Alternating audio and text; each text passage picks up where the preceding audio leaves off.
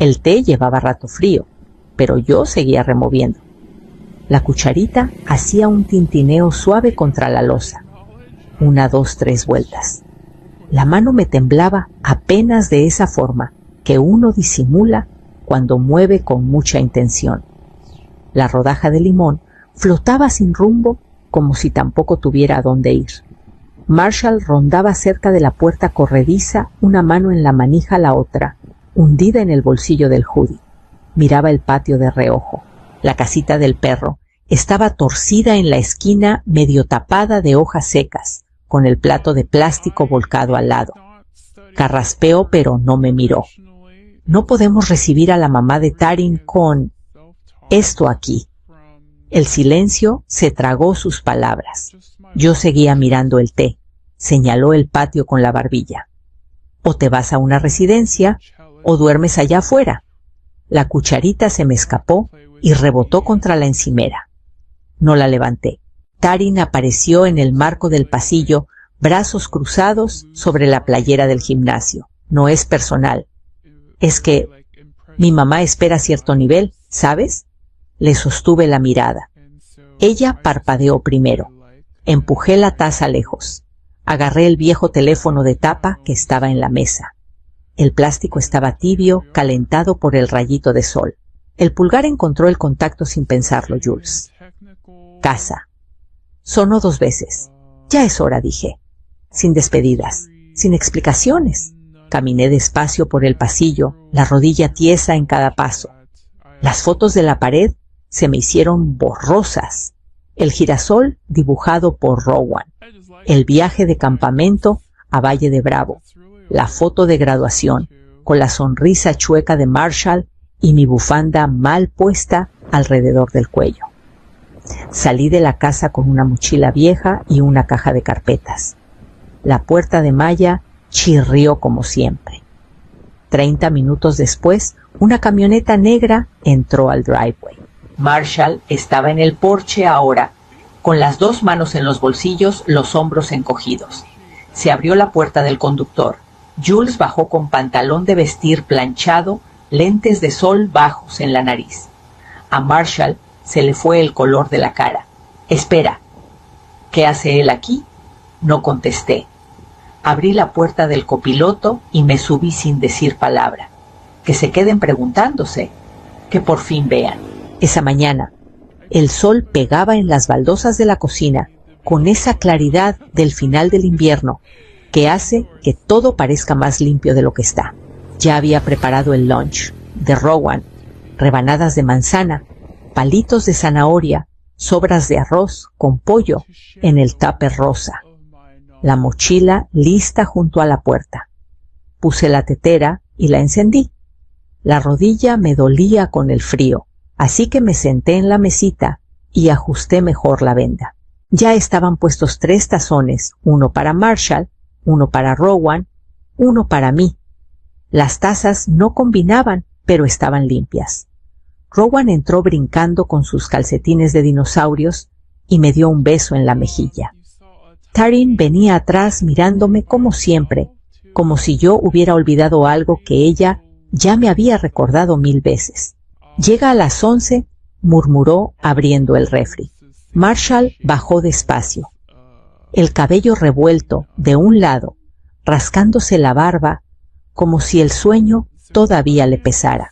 «No puede estar aquí vestida así», siseó Taryn, lo suficientemente bajo para que Rowan no escuchara. «Mi mamá cree que se fue hace años». Me quedé quieta junto a la estufa. «Va a dormir en la habitación de visitas y no quiero que piense que tenemos equipaje». Marshall se apoyó en el marco de la puerta sin mirarme del todo. «Es que la casa se siente llena y con las posadas acercándose». Apagué la hornilla. La tetera hizo clic detrás de mí, el vapor subiendo en un susurro suave. El silencio pesó más que sus palabras. Y entonces llegaron las palabras: «Mi hijo, el niño que yo cargué y crié, me pidió que escogiera entre una residencia de ancianos y la casita del perro». Jules no habló mucho en la camioneta. Nunca fue de muchas palabras. La radio pasaba jazz bajito, las ventanas entreabiertas dejando entrar el aire fresco. Sus manos todavía ásperas de tantos años en la construcción tamborileaban suave en el volante en cada alto. Pasamos el último retorno de los camiones urbanos. Después el pavimento se suavizó cuando llegamos a la entrada, un arco metálico curvo con un letrero de madera debajo Hacienda El Sabino. 12 minutos desde el driveway de mi hijo hasta aquí. Tan poquito. La reja se abrió con un clic y Jules manejó hacia un edificio modesto detrás del salón social. Este es el tuyo, planta alta por ahora. Todavía estamos terminando los de abajo. El lugar olía a pintura fresca y pino. Todo brillaba de nuevo. Una mesa plegable hacía las veces de escritorio junto a la ventana y sobre ella un folder negro ya abierto. Jules lo empujó hacia mí. ¿Alguna vez pensaste que te había borrado? Sacó un bolígrafo de detrás de la oreja y señaló. Ahí estaba mi nombre, con tinta. Delphine Kuerner, socia. Firma de hacía 21 años. Me acordé clarito el sobre de la aseguradora, llegando un jueves la cocina, todavía oliendo a mole, las manos temblándome cuando le marqué a Jules. 75,000 pesos. Todo lo que nos quedó después de que se fue Calvin. No quería que se pudriera en una cuenta de ahorros. Dijiste que lo ibas a usar para terreno. Murmuré pasando los dedos por la hoja. Y lo hice. Con tu parte compré el primer pedazo. Desde entonces hemos ido reinvirtiendo las ganancias. Sacó otra carpeta gastos mensuales del desarrollo. Revisé los números, riego, permisos planos. Nada inflado, nada desperdiciado. Sigues en el consejo. Puedes firmar cuando quieras. No dudé. La mano me salió firme. Me miró firmar, después abrió la ventana. Ya tenemos 12 departamentos rentados. Ya hay lista de espera. Y dejé el departamento de arriba del área administrativa vacío, por si algún día regresabas. La cama estaba tendida. El refri frío. Una canastita de bienvenida en el estante. Barritas de granola té. Embotellado un suéter gris doblado en mi talla. Dejé la mochila en el piso sin hacer ruido. Y por primera vez en meses respiré hondo. Las llaves sonaron como campanitas cuando las saqué del bolsillo del abrigo. 5 plateadas y una de bronce oxidada, la del portón del huerto, con forma de herradura gastada en las orillas. Jules las había mantenido brillantes. Yo las había mantenido escondidas. La reja de malla se abrió con un suspiro largo. Filas de nogales se extendían delante, ramas desnudas pero fuertes. El invierno no era su temporada de lucirse, pero las raíces guardaban su fuerza bajo tierra. Caminé sola por el sendero, hasta que una figura salió de detrás del cobertizo limpiándose las manos en el overol. Becca. La misma trenza castaña oscura, la misma manchita de aceite, apenas visible en la mandíbula. Todavía no sonrió. Solo me miró brazos cruzados. No estaba segura de que ibas a volver. Dejé la mochila junto al poste de la reja y me acomodé el cuello del abrigo. Nunca me fui de verdad. Caminamos hombro con hombro, entre las hileras, la grava crujiendo bajo las botas. Señaló la línea del sur. La válvula de riego seguía atascándose. Me agaché, puse la palma en la tubería fría. Todavía firme. Solo un tapón en la canasta del filtro. Yo le había enseñado ese truco hacía 8 años, y ahora ella se lo enseñaba a otros. Un arbolito nuevo del lado oeste me llamó la atención. Crecimiento pálido, hojas enroscadas. Me salí del camino y quité la tierra de la base. Las raíces todavía no habían agarrado lo suficiente. El viento lo había doblado un poco. Becca se quedó atrás esperando. Metí la mano en el abrigo y saqué un carrete de listón verde. Até un nudo firme al poste más cercano, luego otro flojo para guiarle el tallo hacia arriba. Todos los viernes, le dije, a la misma hora. Caminamos, revisamos. Vemos que vive y que no. Le volteé la palma y le puse el sobre. 400 pesos. Para el mes. Lo abrió a medias Luego lo cerró otra vez. No tienes que... Sí tengo, mi voz no subió, porque esto es trabajo, no es sentimiento. Asintió una vez más despacio. Sus ojos recorrieron las hileras como si viera el lugar desde otro ángulo. El cielo estaba gris, pero ya se abría. Di la vuelta completa a las botas dejando huellas en la tierra suave. Este huerto me había esperado en silencio durante años y ni una sola vez me había llamado frágil. El volante estaba chueco en el tablero de anuncios, clavado entre clases de piano y una podadora en venta. No había planeado parar en la tiendita, solo necesitaba avena y jabón para trastes. Pero las palabras me atraparon letra gruesa sobre un búho caricaturesco con birrete y toga. Noche de abuelos, jueves, 6 de la tarde, gimnasio de la primaria. Todos bienvenidos. Pasé los dedos por el borde del papel, sin RSVP, sin restricciones, solo una fecha, una hora y una letra infantil debajo. Estacioné a 2 cuadras de la escuela. No quería que me vieran rondando afuera. El gimnasio olía a sudor y palomitas viejas, las gradas crujían con cada movimiento. Escogí una silla plegable, en la última fila, detrás de una señora con un niño chiquito en la cadera y un señor con chaleco de mantenimiento. Las luces del escenario zumbaban. Los de tercero entraron con gorritos de papel y estrellas de brillantina. Cuando Rowan salió, para su solo acercó demasiado el micrófono, pero la voz le salió clara, no fuerte, solo honesta. Desde la primera fila, Tarim se giró a medias. Sus ojos barrieron el público y se detuvieron. Me vio. La boca no se le movió, pero la mandíbula se le puso tensa. Le dio un codazo a Marshall una vez 2. Él no volteó. Aplaudió educado con los demás, la cara floja de aburrimiento. No saludé, solo miré cómo Rowan hacía su reverencia y volvía a la fila. Las manos se me quedaron cruzadas en el regazo. Cuando las luces bajaron para el acto final, me salí por la puerta lateral. De vuelta en Hacienda, el Sabino el pasillo todavía olía un poco a pintura. Me quité las botas en la entrada, colgué el abrigo en el gancho junto al calentador. Las facturas estaban en el cajón, sujetas con clip y ordenadas por semana. Abrí la hoja de cálculo, en la computadora registré el consumo de agua, marqué un cargo de proveedor que no reconocía. Guardé, sin ceremonia, sin música de fondo. No necesitaba anunciarme para sentir el momento. Había llegado. Me senté atrás.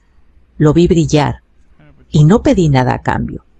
El sol todavía no había quemado la neblina de la mañana cuando el crujido de llantas sobre grava rompió el silencio. Levanté la vista del montón de facturas en el portapapeles. La camioneta de Marshall estaba parada chueca, cerca del cobertizo de herramientas, el polvo subiendo atrás como si se le hubiera olvidado. Bajó despacio, manos en los bolsillos, tratando de no verse demasiado relajado. Mis guantes ya estaban polvorientos, las puntas manchadas de manejar estimados de madera y clavos doblados. Sus ojos recorrieron el terreno, senderos, ya enmarcados arbolitos jóvenes, amarrados con mecate, una zanja recién abierta para las líneas de riego. No me moví. Seguí pasando las líneas. No sabía que tú estabas metida en todo esto. Me quité un guante, metí la mano en la carpeta que estaba en la caja de la camioneta y saqué una copia de la escritura original. La esquina seguía doblada desde el día que la guardé en la bolsa después de firmar. Se la di. La miró como si fuera a transformarse en otra cosa si la sostenía lo suficiente. Cuando volvió a hablar, la voz le salió más baja. Tarim no debió... Lo de tu ropa. Ese día. Estaba muy estresada. Me volví a poner los guantes. No sonreí. ¿Te acuerdas qué dijo? Abrió la boca, pero no salió nada. Los ojos se le fueron hacia el montón de tablas que esperaban lijarse. Asintió apenas. Agarré el segundo portapapeles, el de las listas de voluntarios. Golpeé la fecha con el lápiz. El mes que entra, armamos bancas. Para los residentes, sobre todo adultos mayores. Algunos veteranos. Frunció el ceño confundido. ¿Quieres ayudar? Ahí es donde empieza. Miró sus botas polvorientas del camino. Asintió una vez y dio un paso atrás hacia la camioneta. Me di la vuelta de regreso al plano de madera. La cuadrícula de horarios, las llamadas que todavía faltaban antes del mediodía. El aire estaba seco y cálido, lleno de aserrín y una determinación callada. Que él viniera o no ya no era carga mía. Que decidiera si quería construir algo o seguir buscando atajos. La grava se movió antes de que la viera. Tarin estaba junto al portón, con unos tenis viejos, sosteniendo una bolsa de papel café arrugada en la boca. El pelo recogido en un moño que parecía haberse rehecho 3 veces, sin maquillaje, sin joyas. Por una vez, sin actuación. No la saludé. Solo la vi caminar entre las hileras de riego, pisando con cuidado para no meterse en el lodo. Se detuvo a unos pasos. Traje tortas de la doña May. Señalé el sicómoro, el que tenía la banca que armamos la temporada pasada con ramas caídas. Me siguió sin decir nada. Nos sentamos una junto a la otra. El viento estaba suave, entonces lo suficiente para mover la hierba, pero no para doblar los árboles. Tarin abrió la bolsa y me pasó una torta. La otra se quedó en su regazo intacta. Después de un silencio largo, sacó algo del bolsillo, un papel doblado amarillento en las orillas. El dibujo de Rowan, rayas de crayón y pegamento con brillantina. Una versión de palitos de mí, brazos abiertos, rizos grises flotando como nubes y escrito Superabue con letras chuecas. Lo dibujó cuando tenía 5. Dijo Tarin, los ojos fijos en el papel. Lo encontré la semana pasada en el cajón de trastos. Casi lo tiro. Los dedos le temblaron un poco al ponerlo entre nosotras. Siempre te admiró más, agregó. Me daba coraje lo fácil que le era quererte. Mantuve las manos en el regazo. Miró hacia otro lado parpadeando rápido. Le dije a mi mamá que tú ya te habías ido hace mucho, que no sabía de ti en años. No quería tener que explicar. El sicómoro crujió detrás. Mi torta seguía intacta sobre la rodilla. La inseguridad no justifica la crueldad.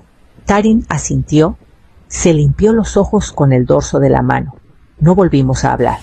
Nos quedamos hasta que el viento se levantó y el polvo empezó a volar en arcos chiquitos sobre la tierra. Ella se puso de pie, se sacudió los jeans y guardó el dibujo de nuevo en el bolsillo. No pidió nada. Y yo no ofrecí. A ver si suelta el miedo, o solo el orgullo. El olor a cedro y a serrín flotaba en el aire. Los martillos golpeaban rítmicos al fondo del claro detrás del salón comunitario. Los voluntarios trabajaban en parejas lijando, barnizando, nivelando. Yo llevaba mi sombrero de ala ancha, los guantes metidos en el bolsillo trasero, portapapeles en mano. La última banca del día estaba al borde del huerto de nogales. Becca dio un paso atrás, sacudiéndose el aserrín de los jeans. ¿Lista para la placa? Asentí una vez. Quitó la tela con un gesto suave. Rincón de Rowan, en honor a la siguiente generación. Un murmullo recorrió a los voluntarios. Alguien aplaudió bajito. La placa de bronce atrapó la luz de la tarde como una promesa. Rowan salió corriendo entre la gente, patitas volando, trencitas rebotando. Se me lanzó a los brazos antes de que pudiera prepararme. Tambaleé, pero no caí. La hicieron para mí y para todos ustedes, pero sí tiene tu nombre. Sonrió enorme y salió corriendo a enseñársela a sus amigos. Del otro lado del claro, Tarin estaba con los brazos cruzados, la boca apretada. Las mangas del suéter le quedaban largas y no dejaba de jalarlas sobre las manos. Marshall estaba a su lado, mirando de la banca a mí y de regreso. Podríamos haber ayudado, murmuró. No lo miré. Querían que fuera invisible, hasta que me volví incómoda. No dijo más. Me acerqué al círculo que se formaba en el centro del huerto. Los clavos dejaron de sonar. Las conversaciones se apagaron. Ese silencio que significa que la gente está escuchando. Todos los que construyen algo aquí lo hacen para que los recuerden con cariño, dije, no por poder, no por culpa, solo por cariño. Dejé que el silencio se asentara. Luego puse la mano en el hombro de Rowan. Sus deditos se cerraron alrededor de los míos seguros y firmes. Tarin no se movió, ni para adelante ni para atrás. Marshall le puso una mano en la espalda. Ella no la quitó. La brisa levantó las esquinas de la lona que alguien había dejado en el suelo. Aleteó como vela suelta y después se quedó quieta. Algunos aplaudieron, otros solo asintieron. Rowan se sentó en la banca nueva, las piernas colgando, y dio palmaditas al espacio vacío a su lado. A ver si ese momento se vuelve un comienzo, o lo único que aprendan. Llegué a la 1:55, una cuadra antes, para no tener que esperar en el driveway. La casa se veía igual seto, podado porche, barrido el móvil de viento, todavía le faltaba un tubo desde el invierno pasado. Me alicé el abrigo, revisé la hora y subí los escalones. Tarin abrió la puerta antes de que tocara.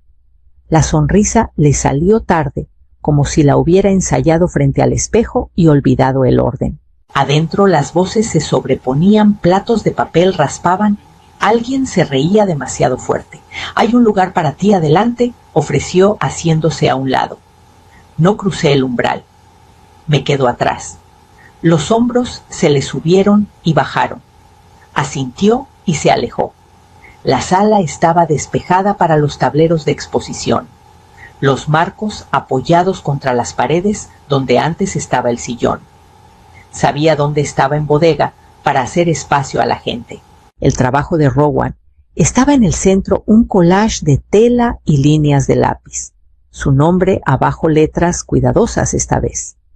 Me quedé cerca de la puerta. Manos juntas, el peso en la rodilla buena. Marshall rondaba la mesa de bocadillos viéndome verlo. Cuando Rowan me vio, la cara se le iluminó, pero se quedó donde estaba, enseñándole su dibujo a la maestra. Eso importaba. Saqué 2 fotos, sin flash, una general, una de cerca. Guardé el teléfono. Cortaron el pastel a las 2:45. Salí antes de que el cuchillo tocara el betún. En la barandilla del porche estaba mi delantal de retazos doblado en cuadro, el de costuras disparejas y el bolsillo que cosí chueco. Había vivido años en el closet del pasillo, luego desapareció. Sabía dónde había ido. Lo tomé, sentí el peso conocido, el fleco suave en el dobladillo. Lo puse bajo el brazo, sin despedidas, sin explicaciones. Volví al coche, respiré el aire abierto y manejé directo a Hacienda El Sabino. Registré la cuenta del agua, 3,420 pesos mensual. La archivé y colgué el delantal en el gancho junto a mi puerta. Me fui en mis términos y eso hizo toda la diferencia cuando el día siguiente empezó a asomarse. Los papeles pesaban más de lo que esperaba papel grueso tibio de la copiadora. Jules los puso en la mesa entre nosotras, una esquina ligeramente arrugada donde ella había pasado los dedos demasiadas veces. Dejé la línea del nombre en blanco, dijo pasándome un bolígrafo. Miré por la ventana antes de contestar. Los nogales habían florecido temprano ese año tercos contra la primavera fresca. Pensé en todas las cosas que podía ponerle.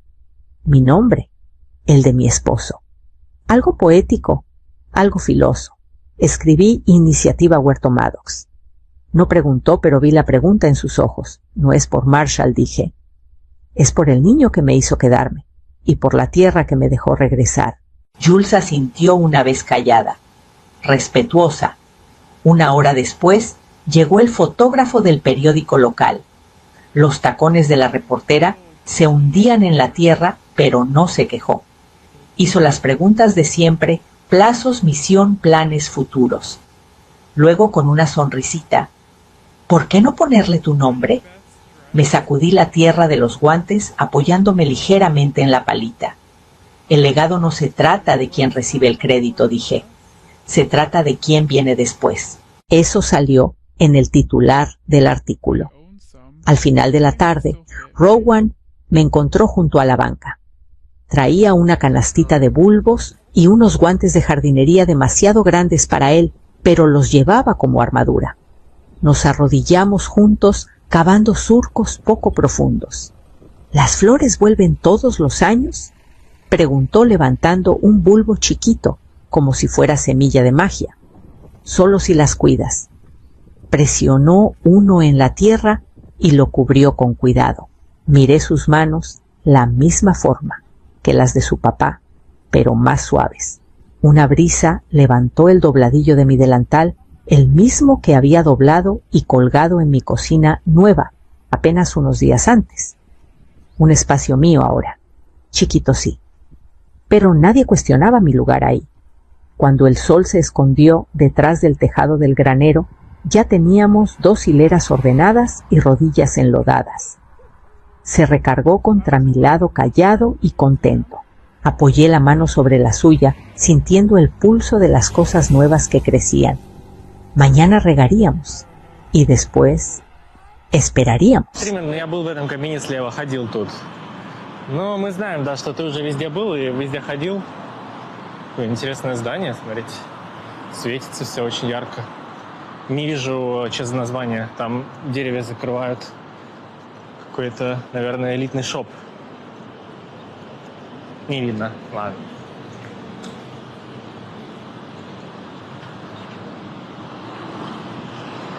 Привет, Шаласлан. Что за возврат? Ну, я же бронировал билеты на лодку, на рыбалку. Вот. Но они отменили нам рыбалку и оформили возврат, получается, средств. Нужно, чтобы банки сейчас подтвердили его и вернули деньги.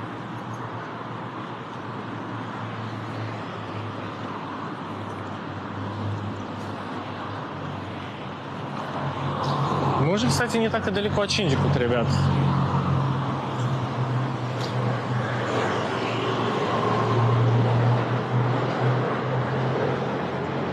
Если не ошибаюсь, нам сейчас прямо просто. Оля, тут спит прям чел. Видели? Я его повторно уже не стал снимать, потому что он на меня пялил. Тут чел прям спит. Я сначала не заметил, а потом как заметил.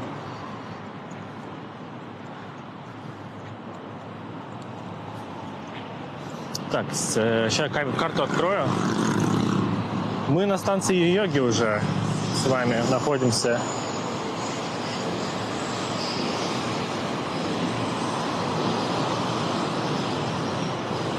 Почти на Шинджику.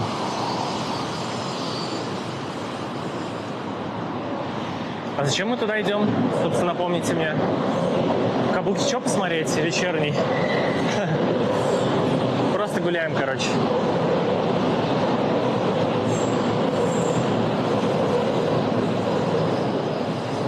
Насколько проблематично в Японию сгонять по сравнению с Китаем?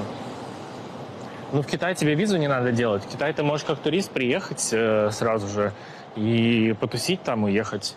А в Японию тебе надо визу сделать. То есть на уровне мороки Япония более замороченная. На уровне финансов, не знаю, мне кажется, в Японию надо побольше денег, чем в Китай, по ощущениям. Могу ошибаться. Это где сейчас? Недалеко от Шинджику, между Йоги и Шинджику. Ура, помоечка Кабуки-чо. Идем туда,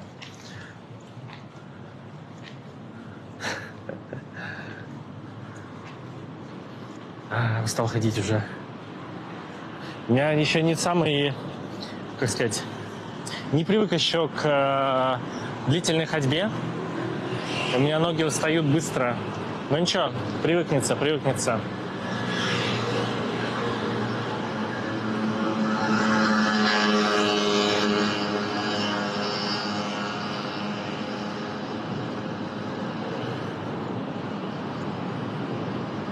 По крайней мере, по Яманоте пока не ходил по кругу, как один известный друг